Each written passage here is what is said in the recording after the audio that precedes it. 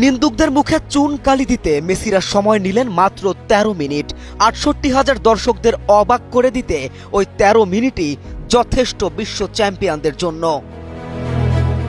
বিশ্বকাপের নকআউট পর্বে হার মানতে মানতে শেষ মুহূর্তে অবিশ্বাস্য প্রত্যাবর্তনের গল্প লিখেছে আর্জেন্টিনা। মার্সিডিজ বেঞ্চ স্টেডিয়ামে মিশরের বিপক্ষে ২-০ গোলে পিছিয়ে থেকেও শেষ পর্যন্ত ৩-২ ব্যবধানে জয় তুলে নিয়ে কোয়ার্টার ফাইনাল নিশ্চিত করেছে লিওনেল স্কলানির দল।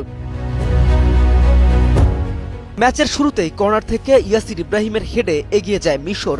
এরপর সমতায় ফেরার সুবর্ণ সুযোগ পেয়েও পেনাল্টি থেকে ব্যর্থ হন লিওনেল মেসি। তার শট দারুণ দক্ষতায় ঠেকিয়ে দেন গোলরক্ষক মোস্তফা সোবেইর, যিনি প্রথমার্ধ জুড়েই একের পর এক নিশ্চিত গোল রুখে দেন।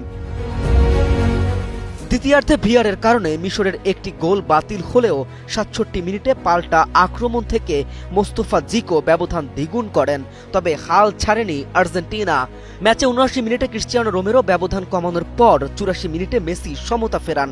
যোগ করার সময় লাউতেরো মার্তিনেজের নিখুঁত পাস থেকে এনজো ফার্নান্দেজ জয়সূচক গোল করে মজুক বিরাট কারবার জিতে নাও ফ্যামিলি কার, স্পোর্টস বাইক ছাড়াও লক্ষ লক্ষ নিশ্চিত গিফট। আর্জেন্টিনাকে স্মরণীয় এক জয় উপহার দেন। এ যেন ২০২২ বিশ্বকাপের ফাইনালের প্রতিচ্ছবি।